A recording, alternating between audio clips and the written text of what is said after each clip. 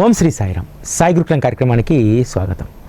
సద్గురు శ్రీ సాయిబాబాను ఆశ్రయించినటువంటి వాళ్ళందరూ కూడా మొదటగా ఏం ఆశిస్తారంటే వారి యొక్క మహిమను తెలుసుకోవాలనుకుంటారు. రెండవది, బాబా వద్దకు వచ్చిన తర్వాత కష్టాలు ఉండకూడదు, సుఖాలు మాత్రమే ఉండాలనుకుంటారు. ఈ రెండు విషయాలు కూడా చాలా కష్టమైనటువంటి సాధారణంగా ఆలోచిస్తే. ఎందుకంటే సద్గురు యొక్క మహిమను చూడడం అనేటువంటిది చాలా కష్టం. ఎందుకంటే బాబా ఏది కూడా ప్రకటితమైనటువంటి లీలలు ఏమీ చేయలేదు.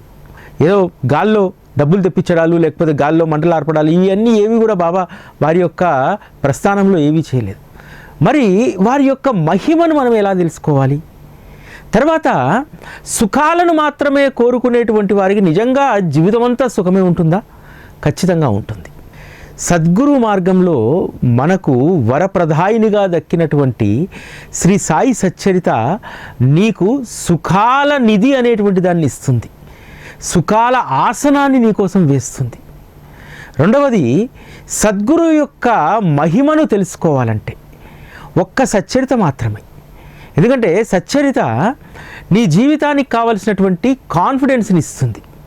ఒక్కొక్క కథ ఒక్కొక్క అద్భుతమైనటువంటి అనుభవాన్ని మనకిస్తుంది. అరే, చాలామంది చాలా రోజులుగా అనేక రకాలైనటువంటి యాతనలు పడతారు. ఆ యాతనలు పడి మా కర్మ ఇంతే అని చెప్పి సర్దుకొని ఉన్నటువంటి వాళ్ళను కూడా అనేక రకాలైనటువంటి సమస్యలతోటి ఆత్మన్యూన్యతా భావంలో, అభద్రతా భావంలో కూరుకుపోయినటువంటి వారిని కూడా బాబా ఏ విధంగా వారి యొక్క సమస్య నుంచి బయటపడేస్తారు. 14వ అధ్యాయంలో మనకు ప్రతినిత్యం చదువుకునేటువంటి కథ. నాందేడ్ సేటు తన రాతలో లేదనుకుంటాడు కదా పుత్ర సంతానం. కానీ రతన్జీ వాడియాను బాబా అనుగ్రహించినటువంటి తీరు, నీ వంతు వస్తే తప్పకుండా అది నీకు సాకారం అవుతుంది, ఆ వంతు వచ్చేంత వరకు ఓపికతో నువ్వు ఉండాలనేటువంటి విషయాన్ని రతన్జీ వాడియా కథ చెప్తుంది. ఓపికతో ఉండడమే కాదు, నీకు ఒక పరిష్కార కేంద్రం సద్గురు అయినప్పుడు ఆ సద్గురువు పట్ల అచంచలమైనటువంటి భక్తిని నువ్వు కలిగి ఉండాలనేటువంటి విషయం శ్రీ సాయి సచ్చరిత మనకు బోధిస్తుంది. ఈరోజు బాబాను ఆశ్రయించినటువంటి వాళ్ళు ఇంత నిశ్చింతగా ఉండడానికి, ఏ కష్టం వచ్చినా సరే దాంట్లో నుంచి తప్పకుండా మనం బయటపడదామనేటువంటి నమ్మకం ఏ విధంగా కుదురుతుంది? కేవలం గురు కథ వల్ల మాత్రమే అది మనకు కలుగుతుంది. ఎందుకంటే సచ్చరిత యొక్క మహిమ ఎంత గొప్పదంటే, గురు మార్గాన్ని మనము వారి యొక్క చరిత్ర లేకుండా ఆ మార్గంలో మనం నడవలేం. గురువు ఆశ్రయాన్ని కూడా మనము సచ్చరిత ద్వారానే పొందగలుగుతాం. గురువు ఆశ్రయం అంటే మనము ఏ మందిరానికి వెళ్ళడమో లేకపోతే రోజు పూజ చేసుకోవడం ఇది కాదు. అసలైనటువంటి సాయి సద్గురు ఆశ్రయము శ్రీ సాయి సచ్చరితలో మాత్రమే లభిస్తుంది. ఎందుకంటే అది అంత మహిమాన్వితమైనటువంటిది. శ్రీ సాయి సచ్చరిత లోకాన్ని మరిపిస్తుంది, లోక వ్యవహారాల పట్ల మక్కువను తగ్గిస్తుంది. ఎందుకంటే ఈరోజు మన దుఃఖాలన్నింటికీ కారణం ఏమిటో తెలుసా? ప్రపంచంలో ఒకరికి ఉన్నది నాకు లేదు అనేటువంటిదే పెద్ద సమస్య. అటువంటి లేదు అనేటువంటి అసంతృప్తిని మనకు కలిగించదు. చాలామందిని గమనిస్తూ ఉంటాం, ప్రపంచంతో వారు కలిసే జీవిస్తారు, కానీ సద్గురువు పైన విశ్వాసంతో ప్రపంచ వ్యవహారాల పట్ల ఆసక్తిని తగ్గించుకుంటారు. ఇటీవల కాలంలో ఒక ఆంధ్రప్రదేశ్ సంబంధించినటువంటి ఒక ఆఫీసరు మన వరాల సాయి మందిరానికి వచ్చారు. ఎందుకోసం వచ్చారంటే, జూన్ మాసంలో ట్రాన్స్ఫర్స్ జరిగాయి. అందరూ కూడా ఆ అధికారిని వెళ్ళి, నువ్వు ఉన్నతాధికారులను కలువు, నీకు మంచి పేరు ఉంది, నువ్వు కోరుకున్నటువంటి స్థానం వాళ్ళు ఇస్తారు, ఇప్పుడు ఉన్నటువంటి స్థానం ఇబ్బంది లేనటువంటిది, ఇటువంటి పోస్టింగే నీకు రావాలి, కాబట్టి మీరు వెళ్ళి కలువమని చెప్పి భార్య, ఆ బిడ్డలు అందరూ చెప్తారు. అతను సహోద్యోగులతో సహా అందరికి అదే చెప్తారు. నా గమనం, నా స్థానం అన్నీ నిర్ణయించేది శ్రీ సాయిబాబా. ఈ 5 ఏళ్ళు నేను ఇక్కడ ఇంత నిశ్చింతగా ఉండి పనిచేస్తున్నానంటే అది ఆయన యొక్క కృప. కాబట్టి నా స్థానం, నా స్థానచలనం ఎక్కడికనేటువంటిది నేను నిర్ణయించుకోను. అలాగని చెప్పి ఎవరినో నిర్ణయించమని నేను కోరను. ఎందుకంటే ఆ నిర్ణయం జరగాల్సినటువంటి కేంద్రం వేరు. లౌకికంగా నేను పనిచేస్తున్నటువంటి ఈ ప్రదేశం, నా పైన ఉన్నటువంటి వారు లౌకికంగా హోదా, ఉన్నత స్థాయి, ఇదంతా లౌకికంగానే. కానీ నాకు అత్యున్నతమైనటువంటి స్థానం, కేంద్రం నేను ఆశ్రయించినటువంటి నా సద్గురు శ్రీ సాయిబాబా అని చెప్తే అందరూ అనుకున్నారు చాలా రోజులు ప్రైమ్ పోస్టింగ్లో ఉన్నాడు, ఈసారి ఖచ్చితంగా రూరల్కి పంపించేస్తారు, చాలా ఇబ్బంది పడాల్సి వస్తుంది అని చెప్పి అందరూ అనుకున్నారు. ఎందుకంటే మిగతా వాళ్ళందరూ వెళ్ళి ఎవరి దగ్గర అయితే నమస్కారాలు పెట్టాలో, ఎవరి దగ్గర అయితే హాజరేసుకోవాలో అన్నిటి దగ్గర హాజరేసుకున్నారు. కానీ వీరు మాత్రం ఎక్కడికి వెళ్ళలేదు. అనూహ్యంగా ఏమిటంటే ప్రస్తుతం పనిచేస్తున్నటువంటి టౌన్ నుంచి మరొక 15 కిలోమీటర్ల దూరంలో ఉన్నటువంటి టౌన్కు దీనికంటే మంచి స్థానానికి వారు ట్రాన్స్ఫర్ కావడం జరిగింది. వారు ఇచ్చినటువంటి 3 ఆప్షన్స్లో చివరి ఆప్షన్ వారు పెట్టినటువంటిది. కానీ బాబా ముందే నిర్ణయించి ఉన్నాడు. ఎందుకంటే తన వాడికి సౌఖ్యమైనటువంటి స్థానాన్ని ఎవరైతే పూర్తి విశ్వాసం వారిపైన ఉంచుతారో వాళ్ళకు ఖచ్చితంగా బాబా మేలైనటువంటి దాన్ని ఇస్తారు. ఇది సాయి సచ్చరిత నేర్పించేటువంటి అనుభవం. ఎందుకంటే శ్రీ సాయి సచ్చరితలో బాబా చెప్పినటువంటి మాట మనం అందరం కూడా గుర్తుపెట్టుకోవాలి. కాకామాజని వెంట తన యజమాని వస్తాడు. యజమాని వచ్చినప్పుడు శ్యామ పరిచయం చేస్తాడు కదా, వీరు కాకామాజని యజమాని అని అంటారు. కానీ కాకాకు యజమాని వేరే ఉన్నారు కదా, వీరెట్ల యజమాని అవుతారంటారు. అప్పుడు ఎవరికి అర్థం కాదు.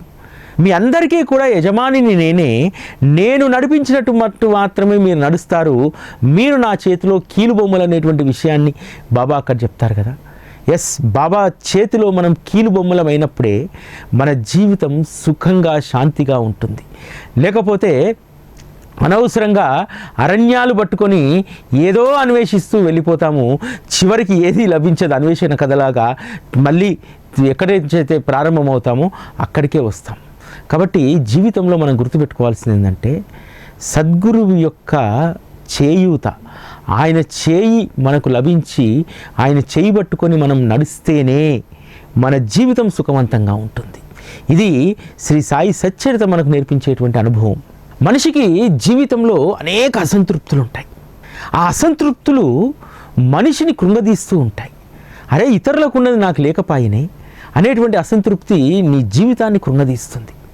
కానీ బాబా మార్గంలో కూడా ఒక అసంతృప్తి ఉంటుంది.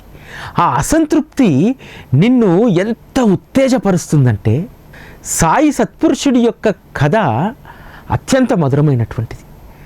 వారి యొక్క మహిమలు అసలు తర్కానికి అందనటువంటివి, వారి లీలలు అంతు చిక్కనటువంటివి.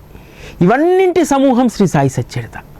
ఈ శ్రీ సాయి సచ్చరిత చదువుతున్నప్పుడు మనకు ఎంత అసంతృప్తి ఉంటుందంటే, అరే ఈ పారాయణలో నేను ఇంతే నేర్చుకున్నానా, ఇంకా నేర్చుకోవాలి, ఇంకా గ్రహించాలి అనేటువంటి అసంతృప్తి మాత్రం ప్రతిసారి ఉంటుంది. నాకు ఖచ్చితంగా ఉంటుంది. ఎందుకంటే అరే బాబాకు సంబంధించినటువంటి ఈ అధ్యాయంలో ఈసారి నేను ఇంతే గ్రహించానా, అరే చాలా ఉంది కదా, అరే మొత్తం గ్రహించలేకపోతేనే అనేటువంటి అసంతృప్తి ఉంటుంది. లౌకిక జీవితంలో అసంతృప్తి నిన్ను నాశనం చేస్తుంది.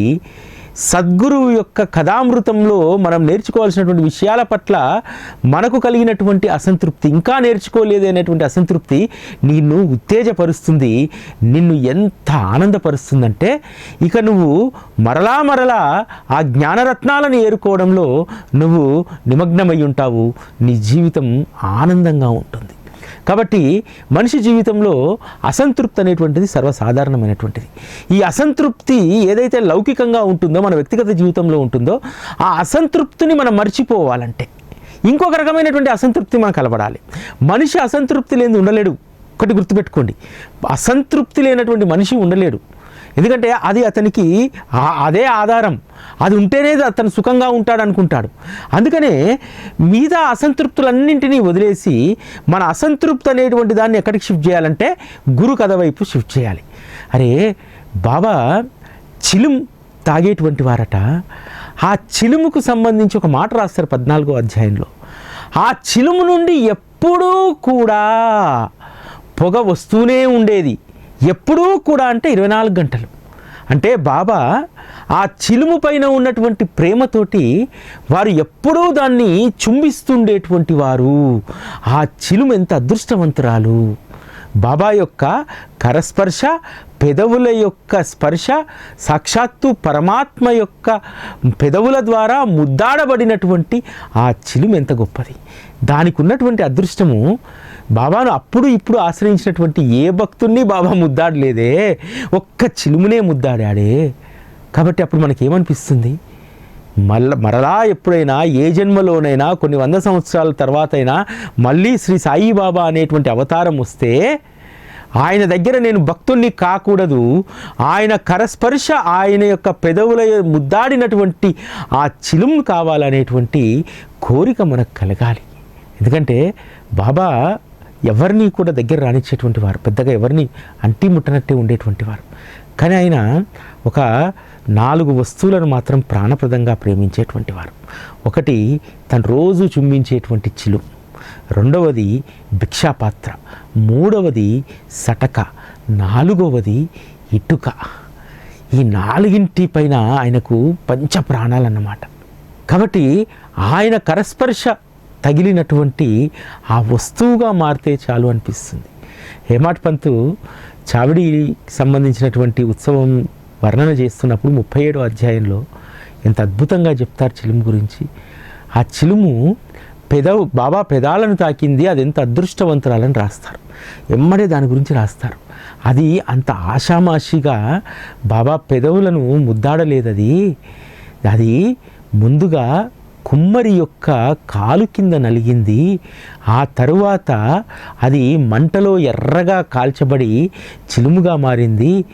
మారిన తర్వాత కూడా దానిలో ప్రతిరోజు కూడా పొగాకుతో పాటు నిప్పు కణికలు ఉండేటువంటివి.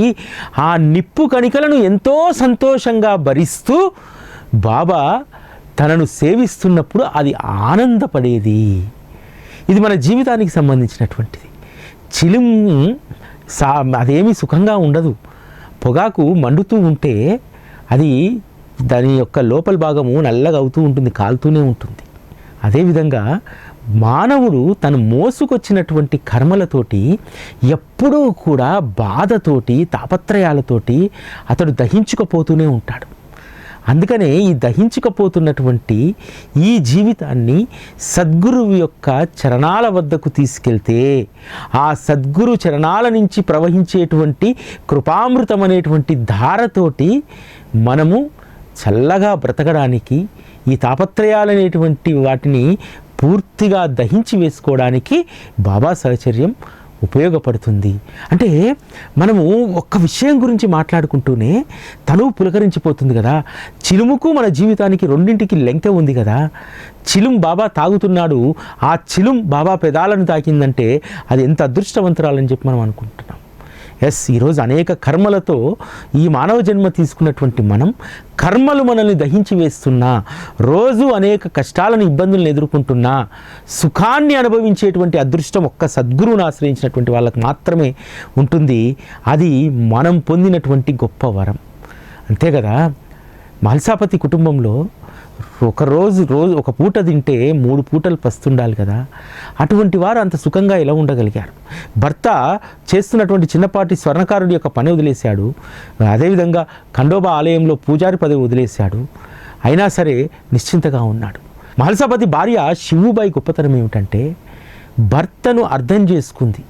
భర్తను అర్థం చేసుకోవడం కంటే కూడా సద్గురువు యొక్క మహిమను తను అర్థం చేసుకుంది. బంధువులు అనేక మంది అంటారు, ఏంది నీ భర్త ఏదైనా పని చేసుకోవచ్చు కదా, పోయి ఎప్పుడు అక్కడ ద్వారకామయిలో కూర్చొని అంటాడంటే, నా భర్తకు ప్రపంచంలో ఎవరికీ దక్కనటువంటి స్థానం దక్కింది.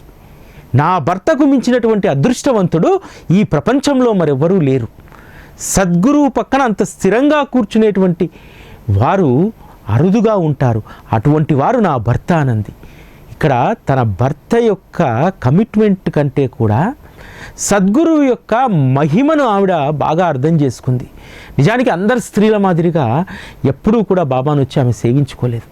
అందరు స్త్రీల మాదిరిగా బాబాతో అంత చనువు తనకు లేదు. కానీ తన భర్త యొక్క స్థితిని చూసి ఆవిడ గ్రహించగలిగిందంటే నిజంగా ఆవిడ ఎంత గొప్ప జ్ఞాని. సాధారణంగా ఈరోజు ఎవరైనా భర్త 4 రోజులు ఉద్యోగం లేకపోతే ఇంట్లో విలువ ఉండదు. భార్యనే కాదు, పిల్లలు కూడా విలువ ఇవ్వరు. రేపు ఎట్లా అనేటువంటి పోరాటం రోజు మొదలవుతుంది. కుళ్ళబడుస్తారు. కానీ మహల్సాపతి భార్య ఏ రోజు కూడా మహల్సాను నిందించలేదు, మహల్సాను అడగలేదు. కానకప్పుడు కోపం వచ్చినప్పుడు, బాబా ఇంట్లో తినడానికి తిండి లేదు, నా భర్త ఏమో దగ్గర కూర్చున్నాడు, ఏంది మా పరిస్థితి అని చెప్పి అడగడానికి ద్వారకామాయి దాకా వెళ్ళి బాబా యొక్క మోమును చూసి దండం పెట్టి వెనుకొచ్చేస్తుంది. అంటే బాబాను ఎంత గొప్పగా అర్థం చేసుకుంది. ఇవ్వదలుచుకుంటే నీవు ఇస్తావు, ఈరోజు నా బిడ్డలు పస్తులు పడుతున్నారంటే రేపు నా బిడ్డలు సుఖపడతారు, అందుకోసమే నా బిడ్డల్ని పస్తులు పెడుతున్నావు అని చెప్పి సంతోషంగా తను పడుతున్నటువంటి బాధను స్వీకరించింది. దానికి ఫలితం ఏం దక్కింది? తన 3 కుమార్తెలకు కూడా చక్కటి సంబంధాలు, చాలా మంచి ఉన్నతమైనటువంటి, రోజుకు 3 పూటలు కాదు 4 పూటలు తినేటువంటి ఆ స్థితివంతుల కుటుంబాల్లోకి ఆడబిడ్డలు వెళ్ళారు కదా. ఇక్కడ మనం నేర్చుకోవాల్సింది ఏమిటి? మనం కష్టపడితే ఖచ్చితంగా సుఖం అనేటువంటి దాన్ని ఎప్పటికో ఒకప్పుడు బాబా మనకు అనుగ్రహిస్తారు. అయితే మనం చాలామంది లౌకికపరమైనటువంటి సుఖాల కోసమే మనం ఆశిస్తూ ఉంటాం. అసలైనటువంటి సుఖం ఎక్కడ ఉందనేటువంటి శ్రీ సాయి సచ్చరిత మనకు చెప్తుంది. సాయి చరణాల యందు భక్తిని మనం అభివృద్ధి చేసుకోగలిగితే సుఖాల నిధి మనకు దక్కుతుంది. శ్రీ సాయి సచ్చరిత మనకు సుఖాల ఆసనం వేస్తుంది, సుఖాల పాన్పు పైన మనల్ని పడుకోబెడుతుంది. ఎంత గొప్ప సుఖాన్ని అది ఇస్తుందంటే, చుట్టూ అనేక సమస్యలు ఉన్నా సరే మనల్ని ఆ సుఖాల ఆసనం ఆ బాధల నొప్పి తెలియకుండా ఆ బాధల నుండి విముక్తి చేస్తుంది. అంతేకాదు సాయి యందు సంపూర్ణమైనటువంటి ప్రేమ ఏ విధంగా కలుగుతుంది? ఎవరికైతే గురు కథ అనేటువంటి సముదాయం పైన మక్కువ కలుగుతుందో, ఎవరికైతే ఆ కథామృతం సేవించాలనేటువంటి ఆకాంక్ష తాపత్రయం కలుగుతుందో అటువంటి వారికి ఖచ్చితంగా సుఖాలు లభిస్తాయి. అంతేకాదు అనుక్షణము ఆ సద్గురువు యొక్క పాదాలను ఆ కథలు గుర్తు చేస్తాయి. సచ్చరిత చదువుతున్నంతసేపు మన కళ్ళ ఎదుట బాబా సాక్షాత్కరించడా? చాలామంది అంటూ ఉంటారు, బాబా మాకు స్వప్న దర్శనం ఇవ్వట్లేదండి, బాబా ఏ అనుభవం ఇవ్వట్లేదండి. సచ్చరితను అధ్యయనం చేసేటువంటి వాళ్ళకు ప్రతి అక్షరంలో అనుభవం కలుగుతుంది, ప్రతి అక్షరంలో సాయి సాక్షాత్కరిస్తాడు. ఆ సాక్షాత్కరించినటువంటి సాయి నీ జీవితంలో నువ్వు ఎలా ఉండాలనేటువంటిది అక్షరాల ద్వారా మనకు తెలియజేస్తాడు. నిజంగా ఒకప్పుడు భగవంతుడి యొక్క దర్శనం, భగవంతుడి యొక్క ప్రత్యక్షం, అదేవిధంగా గురువు యొక్క కృప లభించడం అనేటువంటిది చాలా దుర్లభం అనేక యుగాల్లో.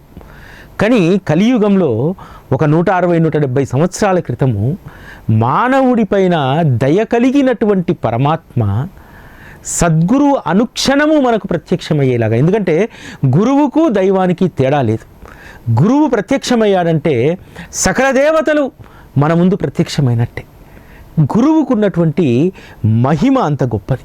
సచ్చరితలోని కథలు ఎప్పుడు మననంలోకి వచ్చినా, ఎప్పుడు అవి మన చెవులను తాకినా సాయి ఎల్లప్పుడూ మన ఎదుట మనసుల్లో మెదలాడుతూనే ఉంటారు.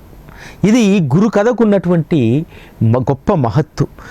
సాయి సచ్చరితలో 14వ అధ్యాయంలో అద్భుతమైనటువంటి మాట రాస్తారు. బాబా ఎప్పుడు మనతో ఉంటారనడానికి నిదర్శనం ఏమిటంటే, ఈ కథలు నిత్యం చెవిలో పడుతుంటే సాయి ఎల్లప్పుడూ కళ్ళలో మనసులో మెదలాడుతూ ఉంటారు. పగలు రాత్రి మనస్మరణలో చింతలో ధ్యానంలో వారు ఉంటారు. జాగృతావస్థలో స్వప్నంలో కూర్చున్నా లేచినా భోంచేస్తున్నా పడుకున్నా జనుల మధ్య ఉన్న వనాల్లోకి వెళ్ళినా ఎక్కడున్నా వారు ఎల్లప్పుడూ మన వెంటే ఉన్నారనిపిస్తుంది. ఇక్కడ బాగా గుర్తుపెట్టుకోవాల్సింది ఏంటంటే, మనం భగవంతుడి యొక్క ధ్యానంలో ధ్యాసలో ఉండాలి. కానీ ఎవరైతే ఈ గురు కథను గుర్తుపెట్టుకుంటారో, ఆ గురు కథలో ఎవరైతే నిమగ్నమై ఉంటారో వారి యొక్క స్మరణలో, వారి యొక్క చింతనలో, వారి యొక్క ధ్యానంలో ఆయన ఉంటారట. అంతేకాదు రాత్రి పగలు నిద్రావస్థ జాగృతావస్థలో మనం ఎక్కడ ఉన్న అరణ్యాల్లో తిరుగుతూ ఉన్నా సరే ఆయన మన వెంటే ఉన్నారనేటువంటి భావన కలుగుతుంది. ఇది చాలా ప్రధానమైనటువంటి సద్గురువు మార్గంలో. బాబా ఎప్పుడూ మనతోనే ఉంటారనేటువంటి భావన మనలో కలగలేదనుకోండి, నిజంగా అది మనం ఎంత భక్తి ప్రేమలు పెంచుకున్నా అది వ్యర్థమైనటువంటిది. సద్గురు సహచర్యం అంటే ఎప్పుడూ మనతోనే ఉంటారనేటువంటి అనుభవం మనం కలిగి ఉండడం. అందుకనే కదా బాబా ఎంత అద్భుతంగా ఒక సందర్భాన్ని, శనిగల లీల అనేటువంటి సందర్భాన్ని తీసుకొని హేమాడ్ పంత్ని అడుగుతారు, ఎవరూ నీ వెంట లేకపోతే నేను నీ వెంట ఉండనా? నువ్వు నన్ను స్మరించి ఒక్క ముద్ద నాకు సమర్పించినా అది నువ్వు నాకు సమర్పించినట్టు కాదా అని అడుగుతారు.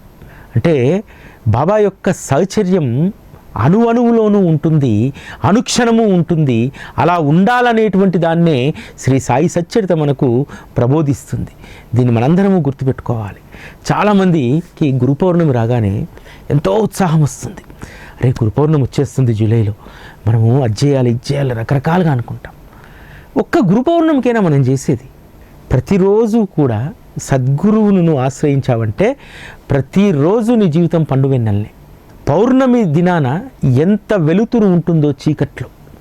ఎందుకంటే మన జీవితం చాలా అంధకారంలో ఉంటాం. మనం అంధకారంలో ఉన్నటువంటి వారికి సద్గురు ఆశ్రయమే గొప్ప వెలుగు. ఎందుకు పౌర్ణమికి అంత ప్రత్యేకత?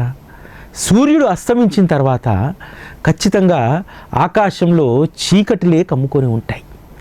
కానీ ఒక పౌర్ణమి రోజు మాత్రం సూర్యుడు అస్తమించినా సరే అరుణ సంధ్య వలె చంద్రుడు కాంతితో నిండి ఉంటాడు. ఆకాశం అంతా కూడా ప్రకాశవంతంగా ఉంటుంది.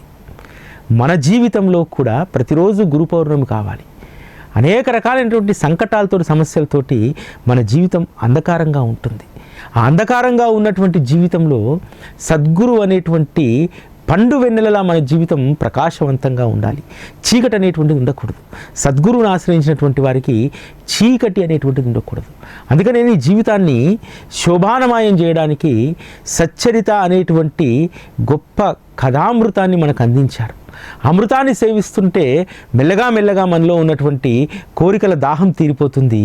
ఆ సచ్చరిత అనేటువంటి కథల్లో నిమగ్నమైతే ఎప్పుడూ కూడా మనము వెలుతురులోనే ఉంటాము, గాఢాంధకారంలోకి వెళ్ళాం. గాఢాంధకారంలోకి వెళ్ళడానికి ప్రధానమైనటువంటి సమస్య ఏమిటి? అజ్ఞానం. ఆ అజ్ఞానం అనేటువంటి దాన్నే మనల్ని కష్టాల్లో పడేస్తుంది, చీకట్లోకి నెట్టివేస్తుంది. ఎవరైతే సద్గురు చరణాలను ఆశ్రయించి జ్ఞానాన్ని కలిగి ఉంటారో వారు మోసపోరు, వారు ఎవరి బారినా పడరు, వారు నిశ్చింతగా ఉండగలుగుతారు. చీకటిలోకి వెళ్తే ప్రమాదం అని తెలిసి ఎప్పుడూ కూడా సద్గురువు నీడనే ఉంటారు.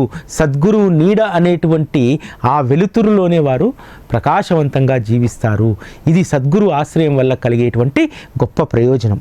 సచ్చరిత ఎంత గొప్పదంటే బాబా యొక్క మధురమైనటువంటి వాక్కులను, వారు సహజంగా చెప్పినటువంటి విషయాలను వాటన్నింటినీ కూడా ప్రోగు చేసి తన యొక్క భక్తులకు తన స్మరణ అనేటువంటి ఉపాసనను ఇవ్వడానికి వారు హేమాడ్ పంతును ఒక సాధనంగా చేసుకొని రాయించుకున్నారు కదా. చాలా అలవోకగా జరిగినటువంటి చర్య ఇదంతా కూడా. అప్పటికప్పుడు హేమాడ్ పంతుకు అనుభవం కలగడము, చరిత్ర రాయాలనేటువంటి సంకల్పం కలగడము, దానికి బాబా రోజుల కొద్దీ డ్రాగాన్ చేయకుండా వెంటనే ఉపాయాన్ని చెప్పడము, ఆ ఉపాయమే నీ యొక్క అహంకారాన్ని విడిచిన పాదాల దగ్గర పెట్టమన్నాడు. దాన్ని 100% సరెండర్ చేశాడు. తద్వారా సచ్చరిత అనేటువంటి మధురమైనటువంటి కావ్యం మన చేతికి అందింది. నిజంగా ఈరోజు ఈ సచ్చరిత అనేటువంటి మధురమైనటువంటి కావ్యం లేకపోతే మన జీవితం అగమ్య గోచరంగా ఉండేది. ఇది మన జీవితాలకు ఒక దిక్సూచి. ఆయా సందర్భాల్లో నువ్వు ఎంత విశ్వాసాన్ని కలిగి ఉండాలి అనేటువంటి దానికి సచ్చరిత ఒక నిదర్శనం కదా. అన్ని వైద్యాలు చేయించుకున్న తర్వాత కూడా ఇక మరణమే శరణ్యం అనుకున్నటువంటి భీమాజీ ద్వారకామాయికి వచ్చి బాబాను చూడగానే మనస్సులో దృఢమైనటువంటి నిశ్చయం కలిగింది. ఈ సత్పురుషుడు నన్ను బ్రతికిస్తాడు, నాకు మళ్ళీ పునర్జన్మనిస్తాడు అనేటువంటి ధైర్యం కలిగింది. బూటి జ్యోతిష్యుడు చెప్తాడు, ఇంక అయిపోయింది నీ పని, ఈరోజు చివరి రోజు అని చెప్తాడు. కానీ బాబా దగ్గరికి వచ్చి సర్వస్వ శరణాగతి చేస్తే నీ ప్రాణాలు ఎలా పోతాయో చూస్తా అనేటువంటి ఒక్క వాక్కు చేత బూటి ప్రాణగండం నుంచి తప్పించుకుంటాడు. అంటే ఎంత గొప్ప కాన్ఫిడెన్స్ ఇస్తుంది చూడండి శ్రీ సాయి సచ్చరిత. శ్రీ సాయి సచ్చరితకు ఉన్నటువంటి గొప్ప శక్తియే అది. సాయి సచ్చరితలో ఏముంటుందండి? బాబా చెప్పినటువంటి 4 మాటలు ఉంటాయి, 4 కథలు ఉంటాయి. అవి ఎప్పుడో జరిగిపోయినటువంటి కథలు కాదు, నీ జీవితానికి గొప్ప శక్తిని ఇచ్చేటువంటి కథలు. అందుకనే హేమాడ్ పంత్కు 19వ అధ్యాయంలో రాధాబాయి దేశ్ముఖ్ కథ విన్న తర్వాత బాబా ఏం చెప్తారు? ఈ ఒక్క కథను గుర్తుపెట్టుకో, నీ జీవితం ధన్యమవుతుందంటారు. బాబా చాలా స్పష్టంగా అడుగుతారు, నీవు విన్న కథ మధురంగా ఉందా, నీ మనసుకు బాగా పట్టిందా, నిజంగా సార్థకత అనిపించిందా అని అడుగుతారు.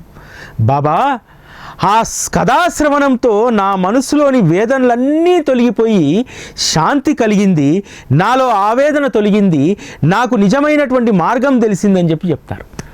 ఏమి నిజమైనటువంటి మార్గం తెలిసింది హేమాడ్ పంత్కు? ఏమి బోధపడింది? ఏమి ఆవేదన తొలగిపోయింది? ఏం ఆవేదన తొలగిపోయిందంటే, సద్గురువు యొక్క మార్గంలో మంత్రానికి తంత్రానికి పని లేదు, ఉపదేశాలు అనేటువంటివి ఉండవు.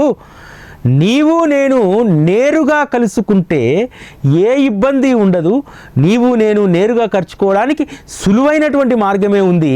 అందుకు మధ్యవర్తులు ఇతరత్రా ఏది అవసరం లేదని చెప్పి రాధాబాయి దేశ్ముఖ్ ద్వారా, ఆ కథ ద్వారా అద్భుతమైనటువంటి బోధను మొదట హేమాడ్ పంత్కు చేసి భవిష్యత్తులో తన భక్తులకు అద్భుతమైనటువంటి బోధ చేశారు. అరే నాయన, నా గురువే నాకే మంత్రాన్ని ఉపదేశించలేదు. నీ ఇంటి ముందుకు ఎవడైనా వచ్చి, లేకపోతే నీ ఇంటి ముందుకు 10 మంది వేసుకొని కాషాయం కట్టుకొని వచ్చి, నేను బాబా యొక్క భక్తుడిని, నేను బాబా శిష్యుడిని అని చెప్పేవాడని వచ్చి నీకు మంత్రం ఉపదేశిస్తా అంటే అది ఒట్టి భ్రమరా నాయన, వాళ్ళ మాయలో పడకు అని చెప్పడానికి చెప్పారు. నా గురువే నాకు ఏ మంత్రాన్ని ఉపదేశించలేదు తల్లి, నీకు ఏ మంత్రాన్ని ఉపదేశించేది? అమ్మా, అనవసరమైనటువంటి ఆరాటాలని పక్కన పెట్టి నీవు నేను నేరుగా కలుసుకుందాం. నీవు నేను నేరుగా చూసుకుంటే ఏ అడ్డంకులు మనకుండవు. ముందు గురువు యొక్క కృప పొందాలంటే ఏదో ఒక మంత్రాన్ని పొందాలనేటువంటి ఈ అడ్డుగోడను తొలగించుకో అమ్మా. ఈ అడ్డుగోడలు తొలగితే నీవు నేను నేరుగా మాట్లాడుకోవచ్చమ్మా అని చెప్తారు. అదే హేమాడ్ పంత్కు బోధపడ్డటువంటి అద్భుతమైనటువంటి విషయం. ఈ కథాశ్రవణంతో నా ఆవేదనలన్నీ తొలగిపోయాయి అంటాడు. ఏం తొలగిపోయాయి ఆవేదనలు? అరే సాటేక్ ఆ విధంగా జరిగిందే, నాకెందుకు జరగలేదు? ఇది ఆవేదనే కదా. చాలామందికి ఉంటుంది ఆవేదన. బాబా భక్తుల్లో కూడా ఇప్పటికీ కూడా అందరికీ ఒక ఆవేదన ఉంటుంది. అరే నేను బాబాని ఆశ్రయించాను, ఆమె బాబాని ఆశ్రయించి, ఆమె కొడుకు బాగా చదువుకొని విదేశాలకు పోయాడు, నా కొడుకు ఎందుకు పోలేదు? ఆవేదన ఇది. అరే నీ ప్రాప్తం ఇంతే అనేటువంటి దాన్ని నువ్వు గ్రహించుకోకుండా ఇతరులతో పోల్చుకోవడమే గొప్ప ఆవేదన. అందుకంటే అటువంటి ఆవేదనలన్నీ కూడా తొలగిపోయాయి బాబా. అంటే ఒక్క రాధాబాయి దేశ్ముఖ్ కథ ద్వారా మాత్రమే కాదు, శ్రీ సాయి సచ్చరిత మన జీవిత వాస్తవాలను అది బోధిస్తుంది. అనవసరమైనటువంటి ఆవేదనను పోగొడుతుంది, అసలైనటువంటి మార్గాన్ని తెలియజేస్తుంది. బాబా మార్గంలోకి వచ్చిన తర్వాత, బాబాను ఆశ్రయించిన తర్వాత సరైనటువంటి మార్గాన్ని పట్టుకోవడం కూడా చాలా గొప్ప విషయం. చాలామంది ఏం చేస్తారంటే బాబా మార్గంలో కూడా ఇంకొక వేరే కరువులోకి వెళ్ళి అక్కడి నుంచి మళ్ళీ బాబా దగ్గరికి వస్తారు. కాదు, బాబా దగ్గరికి రహదారి ఉంది, నువ్వు మళ్ళీ ఇంకొక అవుటర్ నుంచి రావాల్సిన అవసరం లేదు, స్ట్రేట్ వేనే ఉంది. చాలామంది అవుటర్కి వెళ్ళి ఇంకొకరిని పట్టుకొని వారి ద్వారా బాబా దగ్గర రావాలనుకుంటారు. అది సరైనటువంటిది కాదు. రాధాబాయి దేశ్ముఖ్ కథ చెప్పేటువంటిది అదే. బాబా ఎంత స్పష్టంగా చెప్పారు, నన్ను అనన్య దృష్టితో చూడు, నిన్ను కూడా నేను అట్లే చూస్తాను. మా గురువు నాకు వేరేది ఏదీ నేర్పించలేదు. సాధనల సంపద అవసరం లేదు, షట్శాస్త్రాల జ్ఞానం అవసరం లేదు. కర్మ హర్త గురువేనని సంపూర్ణంగా విశ్వసించు. గురువు యొక్క మహిమ అపారం. గురువు హరిహర బ్రహ్మమూర్తి. వారి శక్తి తెలుసుకున్న వారు ఒక్కరే ఈ త్రిజగాలలో ధన్యులు అని చెప్పి ఆమె చెప్తారు. అమ్మా, ఏమీ అవసరం లేదమ్మా, జ్ఞానం అవసరం లేదు, షట్శాస్త్రాల జ్ఞానం అవసరం లేదు, ఇతరత్ర ఏ సాధనల సంపద కూడా అవసరం లేదు. ఆమె ఏం సంపాదించాలని వచ్చింది? మంత్రాన్ని సంపాదించాలని వచ్చింది. అటువంటి సాధనల సంపద అవసరం లేదు. ఈరోజు బాబా మార్గంలో మనం బాబాను అర్థం చేసుకున్నటువంటి వాళ్ళము, బాబా మార్గంలో నిజంగా ఒక మంచి మార్గాన్ని పయనిస్తున్నటువంటి వాళ్ళం. ఏ సాధన మనం చేసాం? ఏ సాధన చేయలేదే. ఒకటే ఒకదాన్ని గుర్తుపెట్టుకున్నాం, ఎప్పుడూ శ్రీ సాయి బాబా అనేటువంటి నామాన్ని మరవకూడదు. గురు కథను ఎప్పుడూ మననం చేస్తుండాలి. ఇదే దీనికి ఒక దగ్గర కూర్చోవాల్సిన అవసరం లేదు. దీనికి ఒక ప్రత్యేకమైనటువంటి సమయం, ప్రత్యేకమైనటువంటి స్థానం. ఇక్కడ స్మరణ చేస్తేనే మనకు బాబా కృప చూపెడతారు, ఇక్కడ సచ్చరిత చదివితేనే మనకు జ్ఞానం వస్తుంది. ఇదేమీ లేదు కదా. ప్రతిరోజు మననం మననం మననం. ఆ మననాన్ని పట్టుకొని ఉంటే మన జీవితం మారకుండా ఏమవుతుంది? కాబట్టి గురు కథలో ఉన్నటువంటి మహిమను ఈ గురు పౌర్ణమి సందర్భంగా ఒకసారి గుర్తించండి. ఇది ఒక్కరోజు మనం వింటే కాదు, ప్రతిరోజు కూడా గురు కథాశ్రవణం మననం అనేటువంటిది చాలా కీలకం బాబా మార్గంలో ఉన్నటువంటి వాళ్ళకు. చాలామంది అంటారు, అరే ఉద్యోగం చేసి ఏం సంపాదించామని అడుగుతారు. ఒక వ్యక్తి చెప్తాడు, నేను బంగ్లాను సంపాదించాను, నేను కారును సంపాదించాను, నేను రకరకాలుగా సంపాదించాను అని చెప్పి సంపాదించిన వాడు ఇంత గర్వంగా చెప్తాడు. కేవలం ఆర్భాటాలకు పోయి డబ్బు ఖర్చు పెట్టేసినటువంటి వ్యక్తి అంటాడు, ఏమీ సంపాదించలేదు, వచ్చినట్టు కరిగిపోయిందని చెప్పి. బాబా భక్తులుగా మనం కూడా 2 రకాలుగా ఉంటాం. బాబా భక్తులుగా ఎవరినైనా అడిగితే నువ్వేం సంపాదించావంటే గురు కథ అనేటువంటి అమృతాన్ని నేను సేవించాను, గురు కథ అనేటువంటి సంపదను నేను పోగు చేసుకున్నాను, గురు స్మరణ అనేటువంటి ఐశ్వర్యాన్ని నేను కలిగి ఉన్నాను ఒకరు చెప్తారు. ఇంకొకరిని అడిగామనుకోండి, ఏముందండి బాబా దగ్గరికి పోయాం, దండం పెట్టుకున్నాం, వచ్చాం. లౌకికంగా ఎలాగైతే ఉద్యోగం చేసి బాగా సంపాదించి రిటైర్ అయినటువంటి వాళ్ళని ఎంత గౌరవంగా చూస్తారో, బాబా మార్గంలో కూడా బాబా మనల్ని అలానే చూస్తారు. ఆయన మార్గంలో ఉన్నటువంటి మనం ఎంత స్మరణ చేశాము, ఎంత కథామృతం అనేటువంటి దాన్ని మనం సేవించాము, ఎంత స్మరణ అనేటువంటి ఐశ్వర్యాన్ని మనం సంపాదించుకున్నాం అనేటువంటి దాన్ని మాత్రమే బాబా చూస్తారు, ఇతరత్ర ఏది చూడరు. ఇది ఈరోజు సాయి గురుకులం. మళ్ళీ రేపటి కార్యక్రమంలో కలుసుకుందాం. అప్పటి వరకు సెలవు. నమస్కారం.